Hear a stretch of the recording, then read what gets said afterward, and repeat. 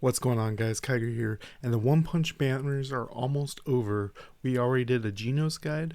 Now we're going to do a Garou guide. Let's get into it. So first we're going to talk about his abilities. All of you should have kind of an idea what he's doing, but just going to run through it pretty quickly. Basic attack is basic. First active skill, 3 mana. Attacks 6 times, deals damage based on his max HP, and it deals additional damage if he's lower HP. If he's in awakened state, he also does more damage and gives you back 1 mana. So it'll cost 3 mana and give you back 1, effectively making it 2 mana. Then this is the one that is a problem.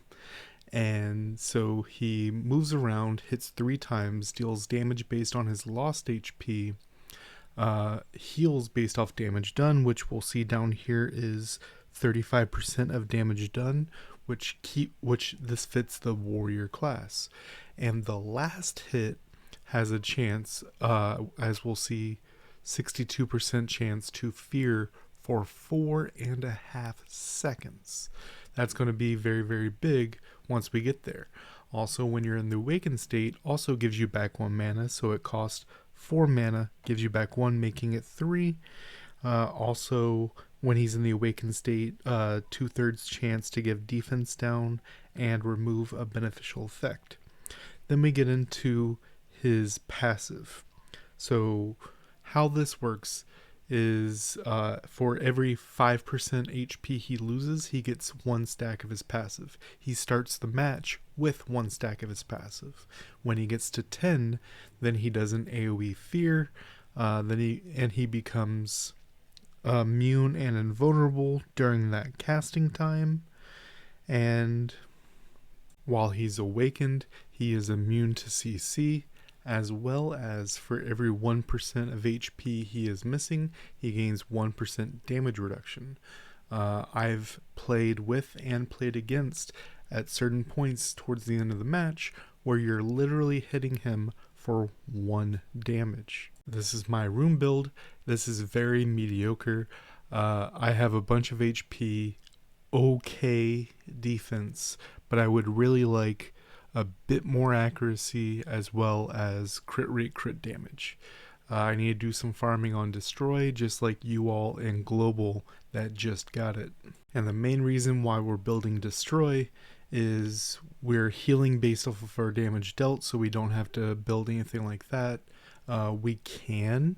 A good option here is doing 1 set of destroy and a set of rage, going towards more crit rate, crit damage.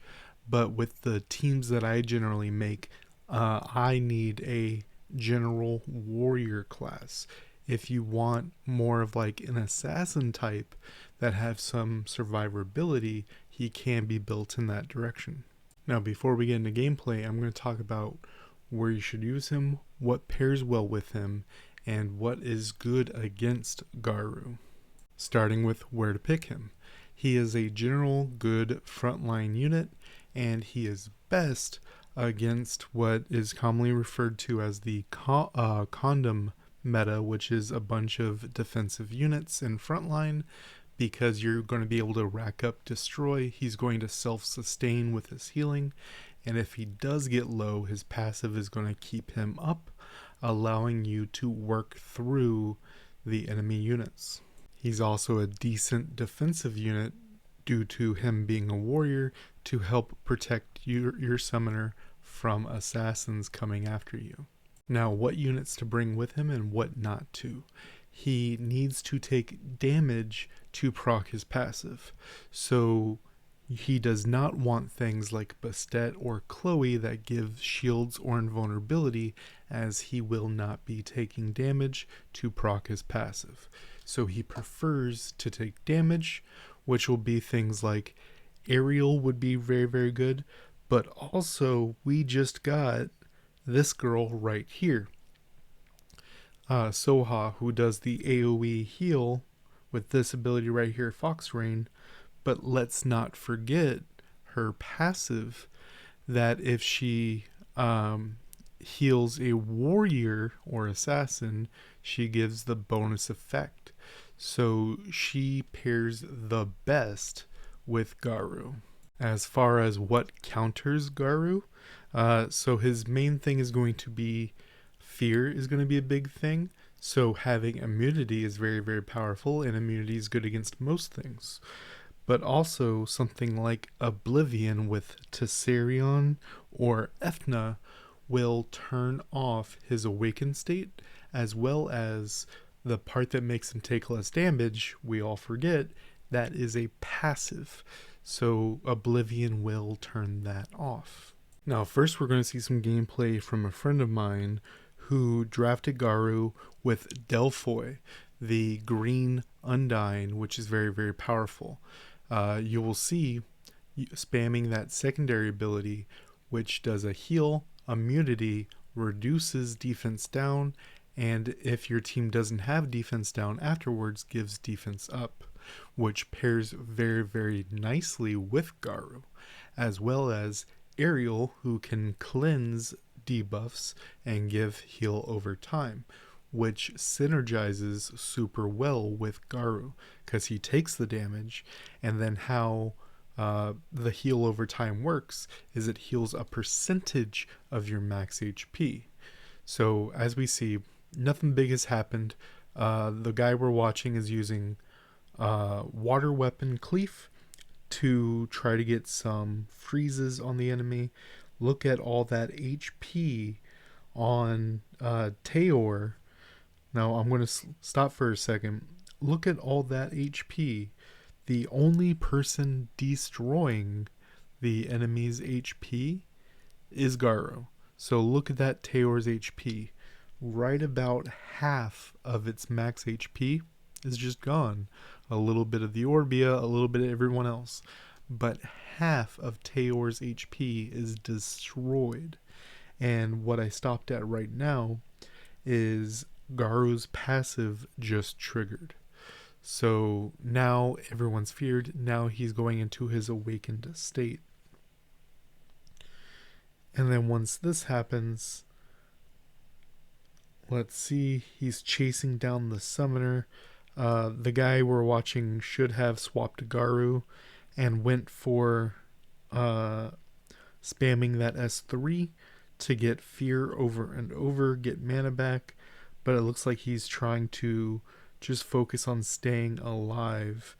And just look at that HP destroy, just pile up. The guy's healing a bunch with the Dark Weapon Orbia and Shushu, but the Taor is about to just die from destroy.